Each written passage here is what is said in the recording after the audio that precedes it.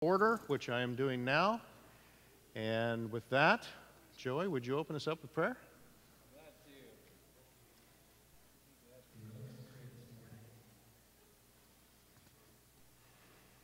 Dear God, we seek you this day and this year, stepping into the plans you've made. You're powerful. God, you're all-knowing. You've seen the future that you have for us, the hope you've given us, and the direction that you have provided for us, God, all of that in your hands. And so we just seek you, and we wish to see some of that vision, to share some of that vision this morning, to speak a little bit to what you've already been doing and preparing in our hearts and the hearts of our leaders, God.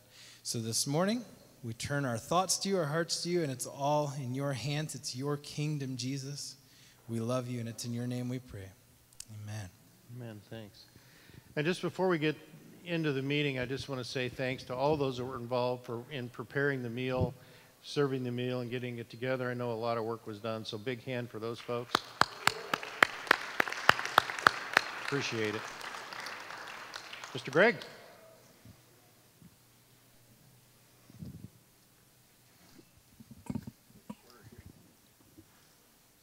All right, there's copies of the minutes back in the back. If you haven't picked that up, feel free to do it.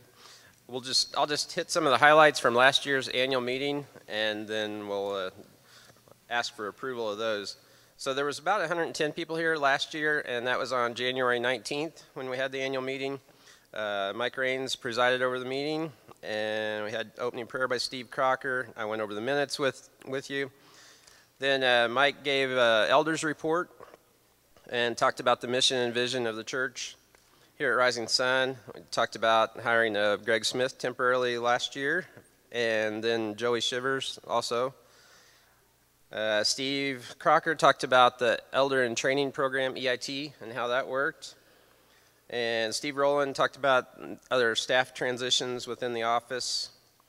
Mike went over relational involvement and kind of the things that the elders had been talking through at the retreat, and we introduced the shepherd nets, which was how the elders are reaching out to all the congregation. And Greg Smith explained a little bit more about that. We had some questions, time for questions from the congregation.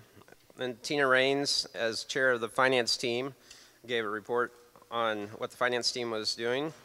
Joe Patterson, as treasurer, gave a treasurer's report and then gave the big reveal about the mortgage being paid down quite a bit.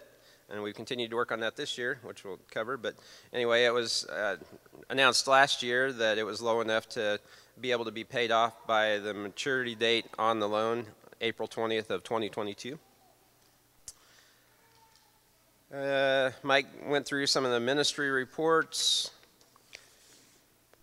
And then we had some scripture by Steve Rowland. And then we had the elder rotations where Steve Crocker and I came on as full elders after completion of the EIT program. And then mentioned that Cliff Wolf was going on sabbatical off of the elders team at that time. And the meeting adjourned, and we had a potluck. So that's just a quick overview. If anybody's got any additions or corrections, let us know. And otherwise, we'll turn it back to Steve to preside over taking a motion on that. Yes. Once you've had a chance to take a look at the minutes, we would need a motion to approve. Was John? Mark? Okay. Mark Skiles. All right. With that, just want to kind of give a quick overview of what the elders have been working on in 2020. I just want to kind of start with a reminder of our mission and vision. So our mission is to be a church that is growing in God's greatest command and commission. And if somebody has their Bible, I would like for them to read Matthew 28. Starting with verse 18 through 20. Anybody got that? Matthew 28, verses 18 through 20.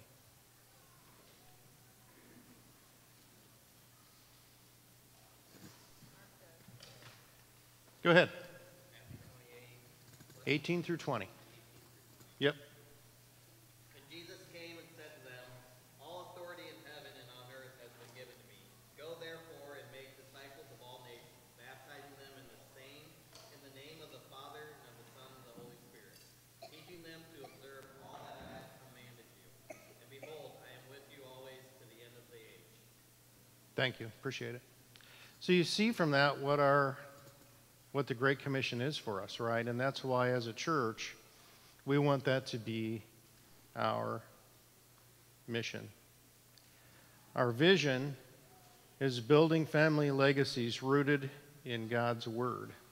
And we'll talk a little bit more about that when we get into 2021. Steve's going to talk about a sermon series that he's going to do in April. But I just wanted to share with everyone that is who we are as a church, that mission and vision statement. And I want everybody to kind of understand that. When we talk about family legacies,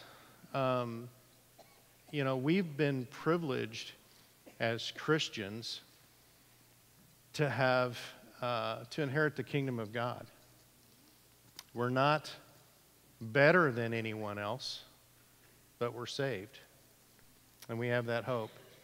And we don't want to be selfish with that, with what we've been given. We want to be able to pass that on. We want to be a legacy for other generations. And so I just wanted to point that out. One of the other things that we wanted to do in 2020 was we wanted to improve our communication. As long as I've been in church leadership, that is always an issue, is communicating. How do we communicate better, improve on that so everyone understands where we're going, what we're trying to do as a church, decisions that are made. And it is a difficult one, and that's why it continues to come up year after year. This year we wanted to have a special time on the fifth Sunday of every, so fifth Sunday months with 5 Sundays, we wanted to have a family time and invite you to that. The elders were there, and to just talk through what we've been working on, what our plans are, give you an opportunity to ask questions and really clarify what's going on in the church, the programs that we have, and give you an opportunity to understand better and for us to communicate. And then something called COVID hit about March and kind of derailed a lot of those plans. But that is something that we want to start again in 2021. We want to be having those family times and those opportunities to start that communication up again. So that's kind of where we're at with that. I guess the other thing that we really need to talk about before I move into 2021 are bylaw changes. And I'm going to have Steve come up and just talk a little bit about that.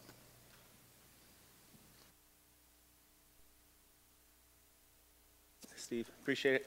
So, as Steve said, last year we made a commitment as leaders just to kind of share what was happening with the church, where we're at with the church, where we see ourselves going and how fast and all that good stuff, and we were going to do that quarterly. We had actually scheduled this conversation for March of 2020. I think it was March 29th. You'll see on the proposed document there. There's a document that we've provided for you that has proposed bylaw change. And anytime you mess with the bylaws, people kind of go, what are we doing? Right? I mean, you feel that maybe a little bit. So we've been talking through this bylaw change for about a year. We had it slated to talk through and to actually make the change in March. COVID hit, so we weren't able to, so we're going to bring it back up. Here's the whole reason. I want you to understand the why before we get into the weeds of the what. The why is this man here, Steve Crocker, and Greg Townley, who you already heard from, were a part of the EIT process, and they were the first elders that I had watched go through the process since I've been here. Now, as I came in, there were a couple of elders who had already gone through the process. There were a couple of men who had gone through the process, and the process works. We really like EIT. EIT is an acronym for Elders in Training, okay? So here's our process as it works. Sometime around August, you start hearing the the church staff and bulletins and newsletters say, hey, it's that time of the year again. We're going to start selecting our leaders. We're going to start identifying who potential elders are. And as that process goes through, and we nominate people, those men are then selected, or they actually, the process looks like this. If I believe, let's just say, I think Dan Norton has the makings of being a great elder. I see a lot of characteristics that are godly in Dan. I'm going to have a conversation with Dan and just say, hey, have you ever considered being an elder? Dan and I will then have conversation, and he might say, yeah, I have, but I'm not sure if I'm qualified. He and I have some conversation, and I then say to Dan, I actually think you would make an excellent elder. I would like to put your name up as nominating you for eldership. And if he agrees to that process, then I take my name and I sign it, and I take his name and I put it down as the nominee. So then the elders take those nominees, we look at it, and if he's brand new, we're going to put him in what's called the elder and training process, so that for a full year, all he does is look at the process. He's not committed yet. We're not committed to him. He just kind of gets to know what he's getting getting to be a part of, because this is a 6-year commitment unless something drastic comes up, and we want him to know fully what's going on. So when you look at the original language on the elder selection process, it says original. What we bumped into last year was, what now? What are you saying? So when's the timeline start? So there was just some confusion in the language. That's all this is. So the proposed bylaw change is basically simplifying and communicating better the process. That's it. Some of you probably don't care a whole lot about it, so I'm not going to dive into the weeds. Do you guys have questions about what we're doing? Do you understand why we're doing it? Okay, if we like this change, all it's going to help future people do is know the timing better, know the definitions better. That's all we're asking for. So if you guys want to take just 2-3 seconds on reading this over, because I don't want you to think we're sliding anything in. We're not. Is Art Hinline here? I don't think he is. I loved it. At the very beginning, Art's like, what's going on? He came in. We had like a 2-hour conversation. He saw what it was. He was a part of the original drafting. He's like, this makes complete sense. Art was all in. Do you have a question? Yeah, go ahead. I'm just curious. Yep. So I see this as far as elders. How is the EIT included in that timeline? Yep. So the EIT, just on the very front end, let's kind of look at the proposed. For all first-time elder nominees with Rising Sun, a 1-year process is required. The process is known as the EIT. So what the difference between the original language and the draft is the language was included to mix EIT with all of the process. So we just took it out so that everyone kind of understood the EIT is for first-time only elders, like they've never served in this church as an elder before. We want them to know what the process looks like, know the format of our meetings, the timing of our meetings, what the responsibilities of an elder are, and we just put that on the front end. Then we walk through the nomination the selection process, point by point. So I guess the question still was, is EIT's time included in that 6 years as documented on the? It's not. It's separate. Okay. That So, would be to clarify. I don't yep, see it in there. and I think it says that in there. Yeah. So because it's on the front end, we felt like that it communicated well. So if you'll go back to section the original, go to the original for a second. I may not have all my papers. I just grabbed. No, it's on the back side. So you'll see section 3 stands apart from section 4. Section 4 is when we're talking duration and terms. We didn't touch duration and terms. So the only section that we're modifying is section 3, which is definition. So the terms are still the same. A nomination, like an EIT guy, he stands apart. And then if he does enter the process and he says yes, and now he's an elder, like Steve and Greg, this was their first year, this last year. So now they have 5 more years. Unless something happens in their family, unless something happens in their life, that they say, you know what, we need to take a step back. I can't do that this year. And that's okay. That's not a problem at all. But they just need to be transparent about what's happening with, like, why this is an issue for them, I guess. I mean, there's transparency in our group. Yeah. Chris. The wording in that paragraph says at the end of that year, then they begin their first term. So that would lead me to think, oh, I did 1 year, now I have to do another 6. That's the way it is. Okay, How you interpret. That's not what I thought I just heard you say. Okay, so that first year is not a part of the 6th year. opinion only. Yeah. If I was a guy and got to the end and said, man, now I got another 6 to go, it would make me think a little bit. Yeah. Do I really want to go another 6 years? Yep. Because now you're talking 7 years. Yeah. For sure. I know that's a process. I'm hearing what you're saying. Yep. I'm just saying, do you think that reduces by any way guys who step out and say, It's a good question, and I kind of want to defer to Greg and Steve because they've been through that. I'll tell you my opinion before they share. I think that first year is necessary just to observe, because that's when you feel like, okay, now my feet are underneath me, I can go. Whereas if you just give them the 6 years that's normal with every elder, they've had to burn a year just kind of catching up to the whole process. Whereas the EIT really helps them understand the process, understands the commitment, and at that point they can back out. But then if they decide to stay in, they've got 6 years to go. So let's hear from Greg and Steve what you guys think. Yeah, I was kind of confused by the process last year. Like, am I really an elder the first year or not? And but I was told by the rest of the elders that I was indeed. And then I understand the part about the following 6 years, which I was okay with that. It was just last year I was a little confused on whether I was really an elder or if I was a trainee or what. So. Yeah, and I guess I'd say it was kind of the same for me. About halfway through the first year, I realized I had 6.5 to go. So, yeah, but you know, it is. I mean, for me, it took me a good year to catch up on what was going on and where we were going as a leadership, where God was leading this church. And it did take me about a year to kind of get a feel for that. And so I do think it's necessary. We've talked about reducing the elder term, so it's not quite so long a commitment, but that's something that's kind of on the table at this point. Gary? The other thing, too, just to put an asterisk on this whole conversation, is at any time, the elder can say, I need to take a step off. And that's okay. There's complete freedom in that. Gary? But at the end of that time, if you said, after being here a year, I really don't think this is working for me, that's a perfectly legitimate time to say that. Right. For sure. And it doesn't lock you into it. You're not locked into it anyway, but you don't feel compelled to do another 6 years if you just think that isn't working. Right. So that in itself is a good opportunity. And we're assuming some things. So if you're an audience member and you're kind of lost with what's an elder, what are you talking about? That seems a little weird to me. Like, elders are men with white shirts and a black tie riding around on bicycles. All right, so elder is a scriptural term that just simply means shepherd. That's all that means. Yeah. They are here to pastor the flock, to shepherd the flock.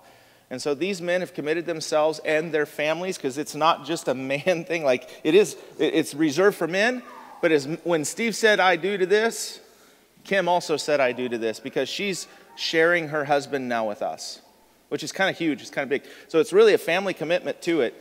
And they are just here to pray for you, to know you, to love on you, to think about like the direction that we're going. Are we hitting the stride? Are we going at the right pace? That's what their job is, just so you know. And Steve, thanks for mentioning Kim, because Kim does go with me. Yeah. When I call on people. Right. And I think it's a really good thing, because when I go to see, older ladies that are single, widowed, they don't want to see me. They light up when Kim walks into the room. When I come in, it's like, oh, man. Yeah, so that's that guy again. I do think it's a great companion in ministry. I think it adds a lot to it. For sure. And it helps people open up a little bit. So questions still? Bring them on if you have them. Comments?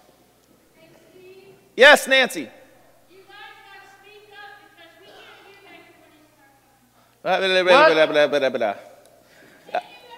You're welcome.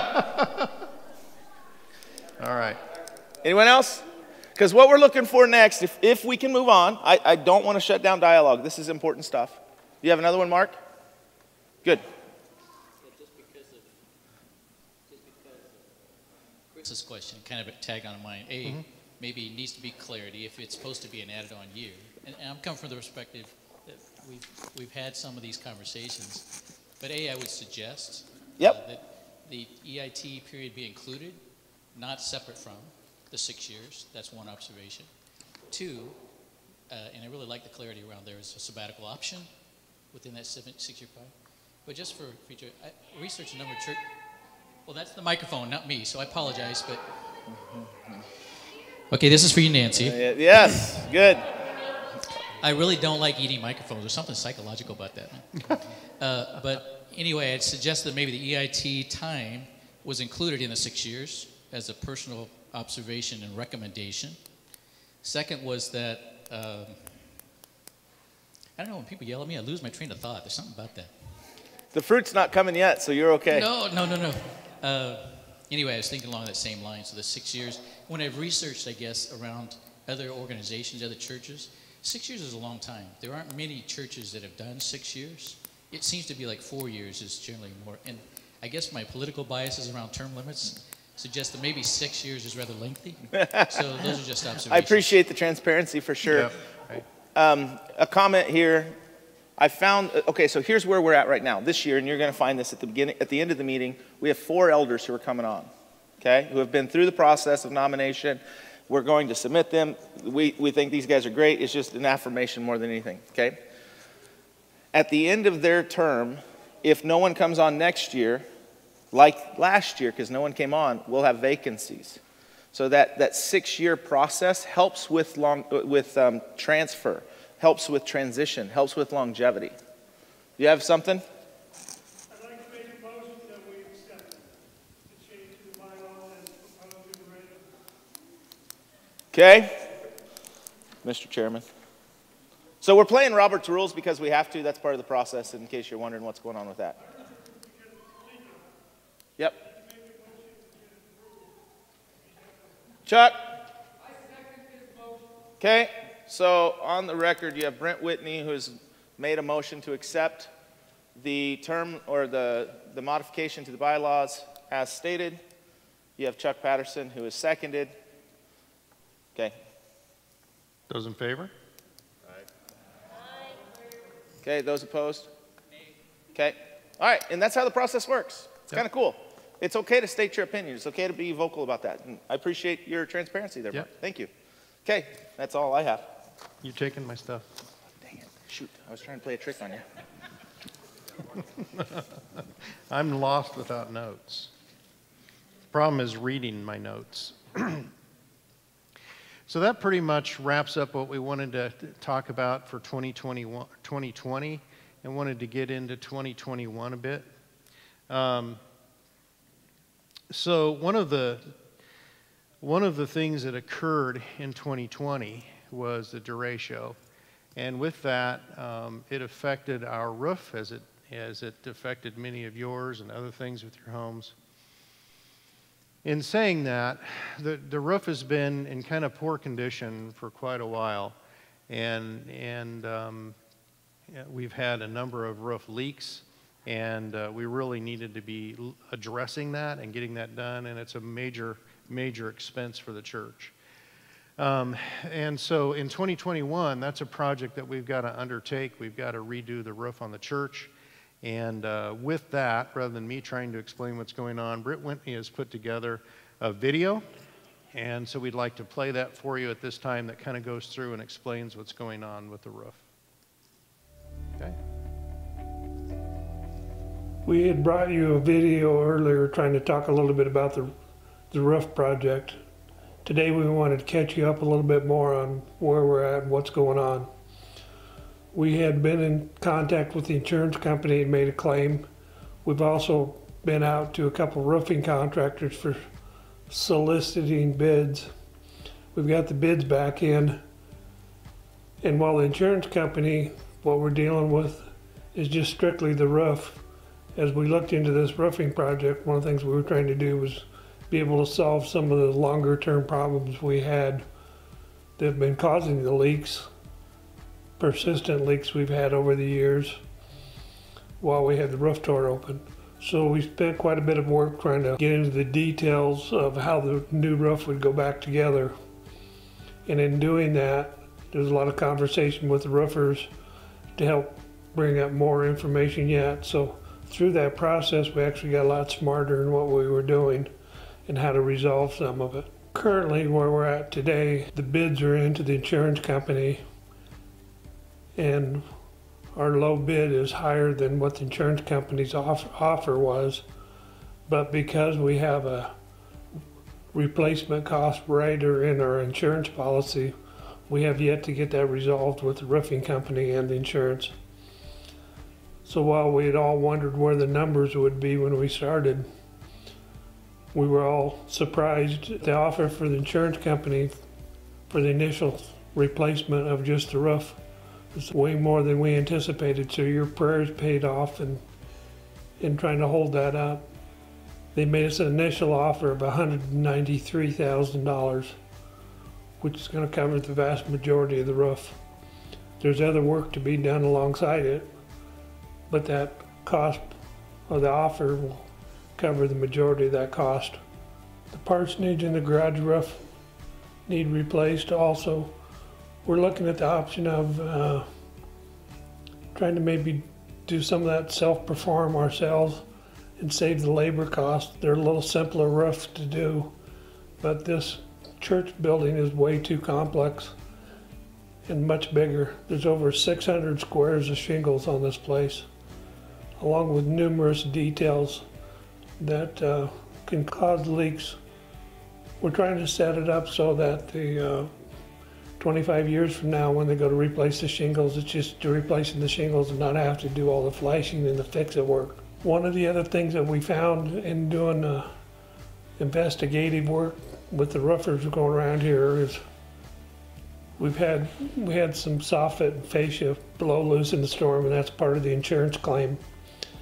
During that investigation, we found we've had a problem with bats. The surface on the outside of the building in some locations is kind of rough, and it doesn't take very much of a crack to let a bat inside, so we've got bats in the soffits in a few places. The roofers have priced us to replace soffit and fascia on the 5 gables around here, plus go around the rest of the building and close every crack off all the way around, so it's 3/8 of an inch or less, so we don't have a problem anymore.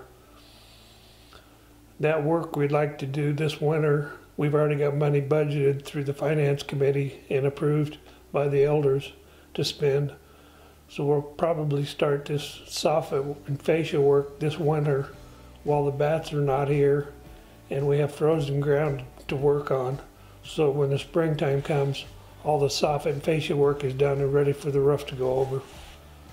So as you see some other work going on that doesn't look like roof, it's preparation for, and again, trying to resolve an issue we've had for several years and get it put away at the same time. We'll let you know a little bit more of what we're going to do with the roof when we get to the parsonage in the garage. I think we're trying to figure out how to carry that out of our budget. I don't know if the finance committee will come back. There's been discussion about special offering maybe, so that we can at least buy the materials. I think we've got enough talent here in the church that those roofs could be handled pretty easily ourselves, and be a few projects for us to do as a team. When we initially started with the roof project, there was a lot of opinions on the type of materials we wanted to use. There was talk of standing seam metal roofs, and then that conversation moved to metal shingles, and then the other one was replacing with asphalt shingles. Our initial investigation into standing seam metal roof, we had some preliminary budget numbers, had a contractor give me, so we had some information to work from. His initial look for a budget, and he'd put about a half a day's work into trying to get something that was halfway reasonable, was still $700,000. So that conversation then moved to maybe metal shingles, which had a 50-year warranty on them. But in pricing the metal shingles, one of the roofers quoted us is exactly double of asphalt shingles. So the metal shingle cost was budgeted at $550,000, which is probably way more than what we wanted to do. We ended up back with asphalt shingles for a couple reasons. One, it was half the price of the metal, while the life of the shingle is only 25 years, not 50. In order to get double the money or double the price for the metal shingles, we would need to probably borrow money to get that done. So the question with the elders was, do we want to borrow money today to pay for another 25 years of roof life down the line, which means we're taking on more debt again. And we worked so hard to get our building debt down. The elders at this point feel that asphalt shingles is the better choice from a financial standpoint, not try to put us back under more debt burden. Also, in looking through all the details that we were looking at trying to solve, the asphalt shingles are actually a more adaptable product to sealing up a lot of the issues we've had. So from just a functional standpoint, along with the financial, we feel that the asphalt shingles is the answer, and we'll take care of it for the next 20, 25 years. In the meantime, we've got a finance committee that's grown in the last few years, and they've actually been planning and budgeting for keeping facilities up a little differently. So the roof is one of the items that's being discussed on how do you plan on replacing the roof 25 years from now and not have one big lump to swallow at that time. So there's several other people that have been working on how to keep and maintain a facility with some of the higher cost items, which is no different than what each of us have at our own home. All of us have a roof you've either replaced or needs replaced one day, and they're expensive items, no different than furnaces and all the other bigger stuff. So we as a church have grown a lot in how to manage this great facility that we have. So because we have this facility, it allows us to do ministry and a place to invite people into where we can share the gospel. So it's not just about having a box with a roof on it and a furnace in it so that we can preach. It's about impacting the community and the families in our community around us. I was sharing today with somebody, we were talking about this church is well over 160 years old. All the different things that they went through, from pandemics to world wars to civil wars, and all the financials and the health issues that everybody dealt with through all those generations. And that's what we're doing today. We're just building on a foundation that had already been laid so that the gospel can continue to be shared from this place. If you have any questions, please talk to one of the elders. They all have packages of information on what we're trying to do and what we're trying to work on. So the elders are all current with all the information that we have. The last piece we're trying to resolve now, again, is with the insurance company and our low bidder. The anticipation is to be ready with the soffit work this winter and start the roof next spring. The elders are all in agreement for the asphalt shingles and trying to keep it financially where we can, between the insurance and what we have budgeted, be able to cover all the cost and not have to borrow more money. We'll leave that for Joe or some of the others to share on the finance committee.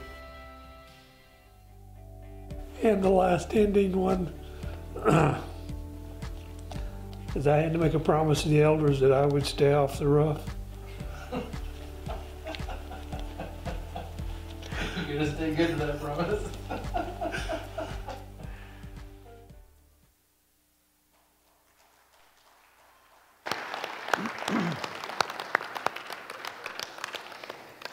Brent, thanks a lot for putting that video together. Very informative. And I just want to say thanks to Brent for all the work that he's put in getting to this point. I think we started talking about this towards the end of the summer or very early fall. And I know that, well, probably a month after Duratio, or, shortly after, he started working on this.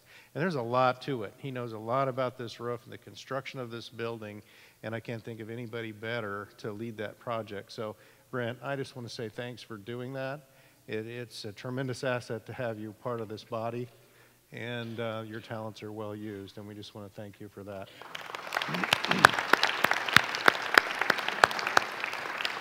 Before we move on, Brent mentioned at the end of the video that if any of you have questions about the roofing project, to ask one of the elders, and I'm sure all of us will direct you to Brent. But so Brent needs to be aware of that. But I just want to we are going to bring the elders up here at the end, so you'll see us again. But since we're on the topic, I'd like for the elders that are here to stand up, please, so you kind of know who we all are and who you might approach if you have a question. And we'll find Brent right away. All right, thanks, guys. Appreciate it. Yeah, he's one in red. All right.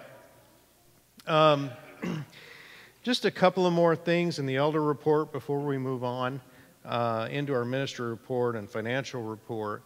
One of the things that we've been kind of kicking around this year, and we'll dive more into it in 2021, is the idea of exploring deacons again in the church. So we'll be looking at the biblical model of deacons and using that, of course, as our basis in that decision. So just wanted to let you know that's out there. And with that, we are going to be, I mentioned mission and vision earlier on, and we are going to be looking at that again and have already looked at it. And just a teaser, Steve will have a sermon series in April. But I'm going to let him stand up and talk about that. Did you have anything you wanted to mention on that at all before I move on? Okay. Everything that we're really moving towards academically. It's on. Everything that we're staging the entire sermon series out of this whole year is hinging off of the April series. So part of what we're doing right now is the Bible for grown-ups, the story of how we got our Bible. It's going to stage us for April's conversation. It's going to stage us for Easter. It's going to stage us for next October. So that April series is so important because we believe, I'm talking to the inner group here. We believe that the definition of God has been watered down so much in our culture that we want to clean that up. So when we say growing in God's greatest commands and commission, what are we saying? So we're going to tweak it. We're going to modify it to make it more accurate, more precise. Nothing's changing in our strategy. We're just cleaning up our communication. Thanks, Steve. Yeah. With that, we'll move to our financial report. I don't know if it's Joe or Aaron. Come on up, Aaron. Okay. It doesn't say it on my notes because I didn't follow the real notes. I'm using mine. Hi, good to see you. Good to see you. Use a microphone. Greg.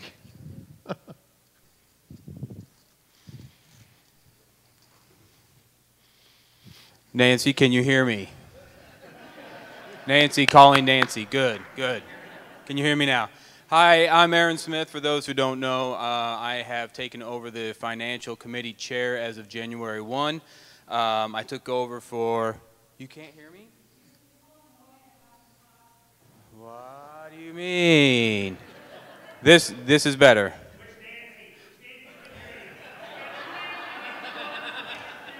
Wow. Wow. Okay. Can you? Sorry. So I took over January 1 for Tina Raines, and I'd like to have Tina stand up. She stays on our committee, but want to thank Tina very much. Tina did an excellent job establishing the foundation, creating wonderful work processes, and really a committee that is extremely positive and productive. So thank you very much, Tina. With the Finance Committee, we do have several members who are liaisons to our department heads, and if they are here, please stand up. And I got to get my list because I can't remember. Gabe Lee, Russ Whitney. I saw him, that's okay. Lucas Howery. Yeah, I got one. Andrew Leware. Kaylee Smith. She's here. Don't stand up, like I said. That's okay. And Tina is staying on until June of this year, approximately, correct? So, and then we have Greg Smith as our assistant treasurer, and Joe Patterson is our treasurer.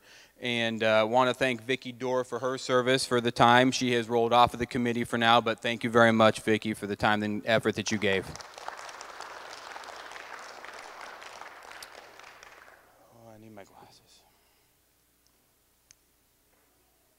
And now for the purpose of the Finance Committee, I could ramble on quite a bit, but I thought I'd try to be concise. So, the purpose of the Finance Committee at Rising Sun is to oversee and facilitate the finances of the church. We are responsible for fair and consistent enforcement of Rising Sun's financial management policies and procedures. Our committee is made up of liaisons to all the ministries here and work with the ministry heads to create a budget based on projected income. The Finance Committee okays the spending according to the budget and works to follow that year's budget to provide good stewardship. No one person approves the spending as it is handled by the committee. Our goal is to have a heart for people while we follow Rising Sun's mission to be a church growing in God's greatest command, and this commission with a vision to build family legacies rooted in God's Word. Our committee works really hard in setting the budget. They work really hard to maintain the integrity of the budget and the spending and be good stewards and really have a heart for people. That's really the bottom line in what we do. So that is the purpose. That is who we are. And if you want to join, let me know. Feel free. So Greg Smith is here somewhere to provide us a financial update, if you would, please. Thanks. Get my notes out here. All right. Also, we wanted to recognize Kayla Flores. You know, she moved to Colorado last year at some point, and I kind of took over for her. Kayla was a big part in helping Tina and the committee really get the processes in place. She's an accountant by trade, so you know she's pretty good on the committee. So you got me now. I wanted to kind of cover some of the highlights. I do have copies of the balance sheet and the profit and loss for the year. If you would like that, I do have those. I can hand some out. Also, I just wanted to say, you know, Steve talked about the details, you know, the details in the Bible, but God's so ingrained in our details of our life. This has been a year of sharpening for a lot of families. A lot of families have struggled with income and things like that. The church did too. We looked at that early on. We didn't know whether we were going to, you know, meet again in the near future. We went online. We went to the parking lot. We're back in here. We froze spending for a while. And just to give you an idea, when we set the budget, we set it on the general fund donations. So we set the budget on that. We're not going to spend any more than that. That's our goal. And so when we got to the end of the year, our general fund giving was down. We were at 87% of our giving. Now we have other giving that comes in that's not part of the general fund, the Harvest Sunday, missions, this and that. There's quite a few different funds that come in. So overall, when the year was done, you know what our spending was? 87% of our income, of what we expected. So God is just in it, and it's just incredible. So right now, if you look, we're sitting in better financial situation than we were last year. We're 5% better than we were last year at the same time. Our total assets, our total cash assets as of December 31st was $210,358.16. That's 5.8% more than it was the year before. Our total liabilities for the church at the end of the December 31st was $230,622.06. That's a 34% drop over the year before. And the mortgage had a big thing to do with that. So you wonder, well, what's the mortgage at? Last year when we started out the year, we were at $358,000 for our mortgage. We paid $111,000 off that mortgage, and we're down to $246,000.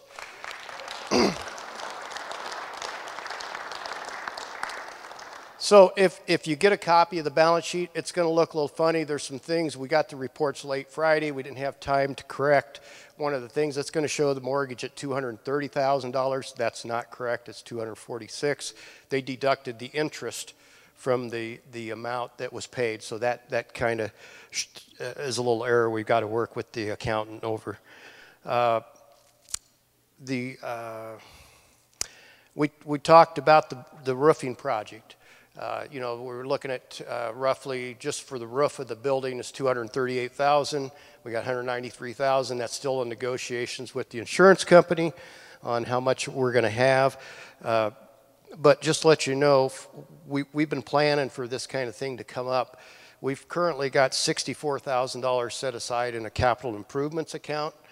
And if you add that on to the insurance claim, we have enough to do the roof project for the church. Now we got other projects we want to do, fix some fascia, the parsonage and the garage that weren't included in the insurance claim. So that, you know, we would look at working towards that. So last year, we had $492,000 in our general fund that came in. We budgeted $565,000, so we were at 87%, like I said.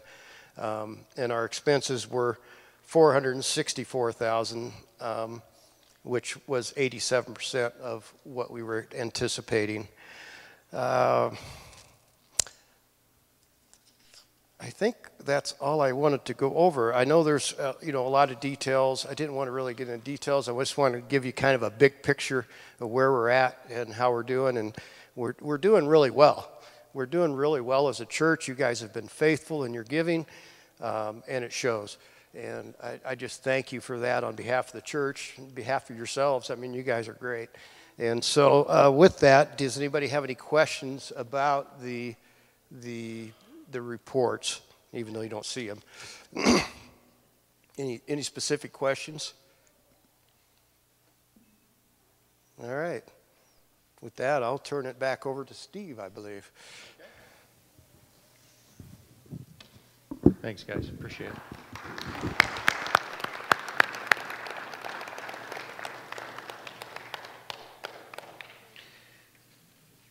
Before we move on to our ministry reports, I'll just open it up for questions, again, on anything that we've talked about this morning, except for shingles. That needs to go to Brent, remember?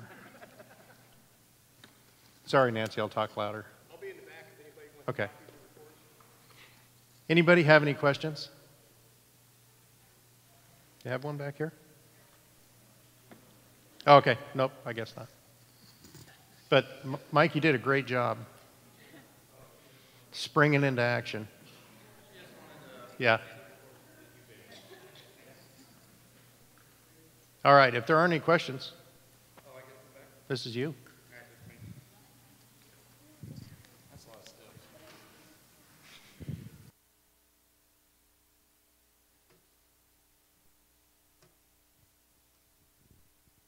All right, so I'm here to talk about the ministries of the church. If you do not know, there are these little cards out in the foyer. You go out those doors, take a left, and they're right over there by the drinking fountain and stuff. This one here happens to be the fellowship ministry. If you think you might be interested in doing that, all you have to do is flip it over, read the back side, and it'll tell you what they do, who to contact, and all the things like that, all the different information. And I've just grabbed a couple of them. Got the grounds ministry, the children's ministry, but they're all back there, all neat little pamphlets, flyers, whatever you want to do. One of the ministries is the missions ministry, and I just want to say how proud I am of the job that they do. They are very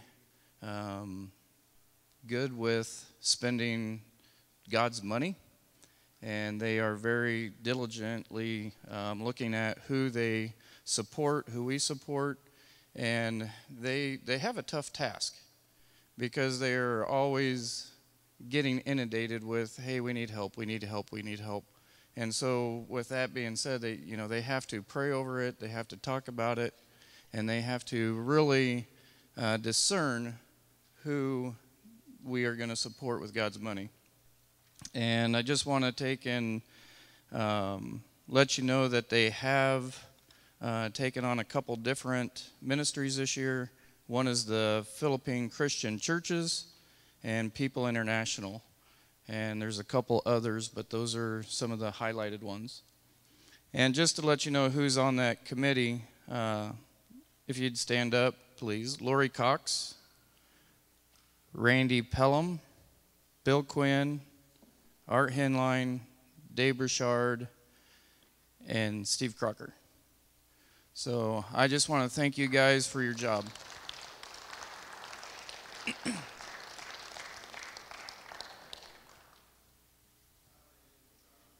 Oh, it's Jonathan. I'm sorry. I got that wrong. Jonathan Burchard. Like I said, I'm so thankful for this congregation and their willingness to jump in and do these ministries, and that's what we're all about. We've talked a lot about roof and everything else, but the ministries and reaching people is what it's all about. So that's all I had. You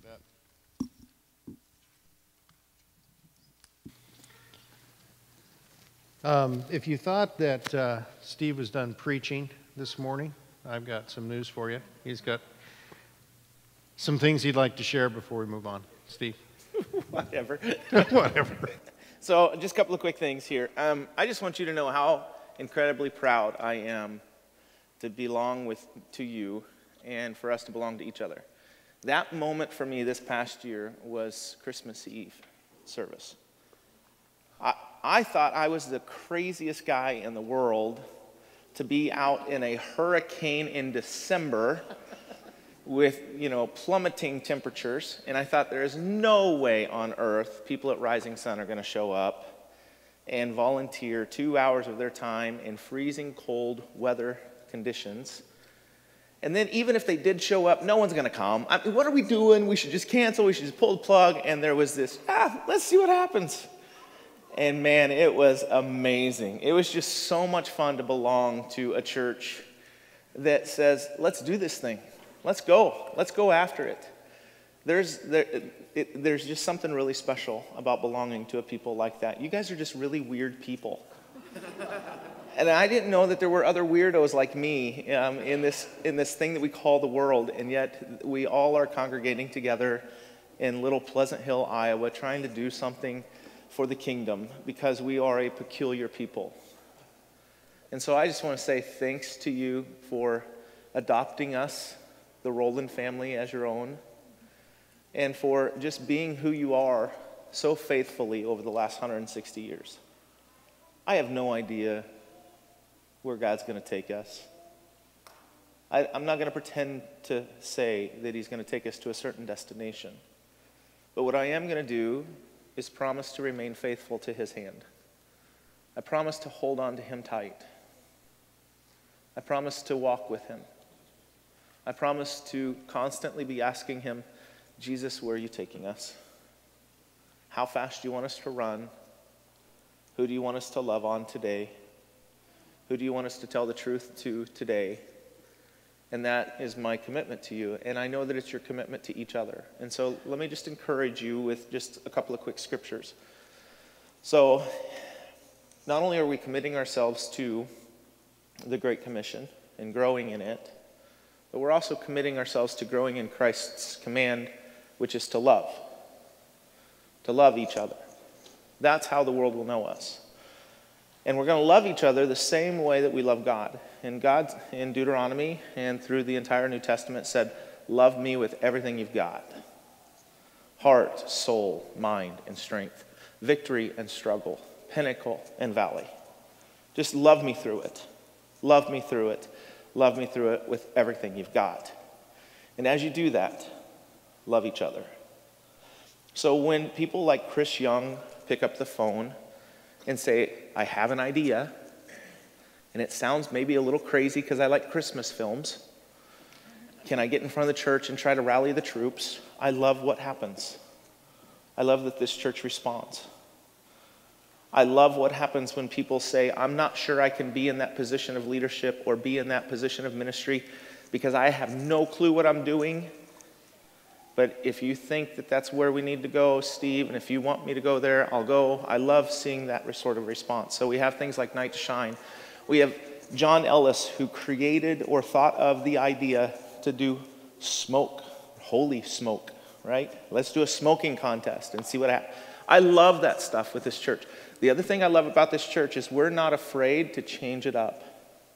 You guys have responded very well this year.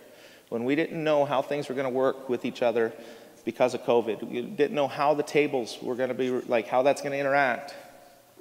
You guys respond. There's energy here that's not in anywhere else in Des Moines right now. We're an attractive people because we serve an attractive Jesus. That's it. So my encouragement to you is continue to do that. In Acts chapter 1, verse 8, before Jesus left and went to heaven, he said this, You fishermen who are ignorant, who are not educated like everyone else is educated, You tax people who were outcasts. You women who had demons in your spirit. You women who gave yourselves over to all kinds of men. You people that no one else wants. You people are going to be my witnesses. Jesus chose the outcast of this world. He chose the outcast of this world, the people who shouldn't matter, to carry his message. That's who we are. You will be my witnesses. You'll be my martyrs in Jerusalem, Judea, Samaria, and the rest of the world. So we're going to do the little things right. We're going to start in our homes. We're going to be great men who are great husbands, who are great fathers. We're going to be excellent women who are great wives and great mothers. And we're not going to have it put together. We're not going to be perfect. We're not going to be excellent at it. We're not going to be excellent because we're chasing excellence. We're going to be excellent because he makes us excellent. And when that happens, and when we do the little things right, we have influence in our homes, in our communities, in our state, and possibly the world. But I'm going to let him deal with all that stuff. All I'm going to worry about is what's in front of me right now. So that's my encouragement to you this year, is just do the faithful things, do the little things faithfully, and watch what Jesus does. It's going to be pretty fun. And remember, you guys are a bunch of weirdos like I am, so who knows what's going to happen, all right? What'd you say, Craig? No one's as weird as I am. I'll carry that mantle. Steve? All right, thanks, Steve.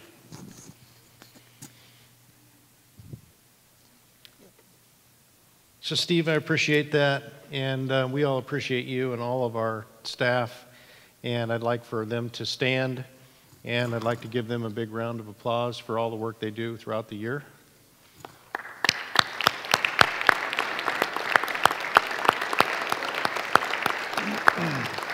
Thank you.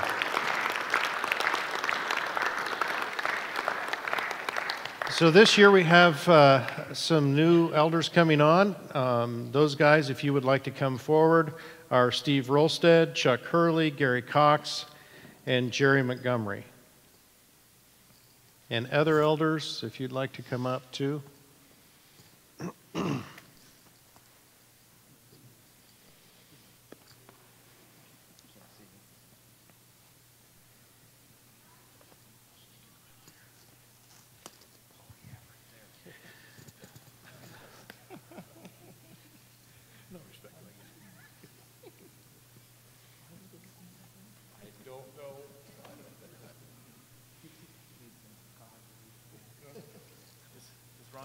Yeah, he's coming. Yep.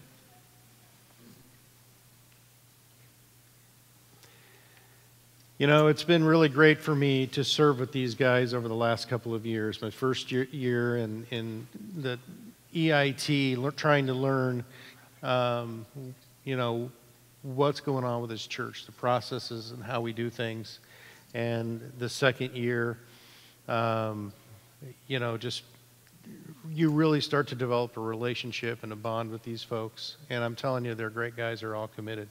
I'm very excited for Jerry and Steve and Chuck and Gary to jump back into this position. They've been elders here before, and they've served well and served God well. And it's just a pleasure to have them back. And I'd just like to say a quick prayer for them as we go. Father, thank you so much for these men, for Jerry Montgomery, for Chuck Hurley, for Gary Cox. Thank you, Lord, for Steve Rolstead and their willingness to come back and step into this, because it is a big commitment. It is a big commitment. There's a biblical model of what you want out of your elders, and these men are willingness to take on that task and to serve in that way. Father, I just pray that you will watch over them, watch their steps, guard them, keep Satan out of their lives, and help them to serve well. Thank you for them, Lord, and thank you for this church. I'd also like to mention, too, that Ron Shivers and Brent Whitney are taking a sabbatical, so they have completed their term, and I've just appreciated serving with them, and they are great men and have served well. Not only this past 6 years, but, you know, many, many years in the church. And I just want to say a prayer for them as well. Thank you, Father, for Ron. Thank you for Brent and their willingness to serve and the time that they have given over the years. And I just pray that you'll be with them as they go into their sabbatical, that you'll give them the rest they need to recuperate, but to stay in touch with their flocks and to guide them in all they do. And I ask that Satan will stay away from them as well. Keep him away and help them to stay steadfast in their walk with you. And Father, I just pray that they'll be well rested over the next year or two and ready to jump back in it when the opportunity arises, because we need them here. And we just thank you for all that you do. Thank you for all these men and the opportunity to serve with them. And we just thank you, Father, for their willingness to serve. In Jesus' name I pray. Amen. Brent wants to know if he can get back on the roof in 2 years, so when he comes back on. We'll have to see. We may have to put it up to the congregation for a vote on that one, right?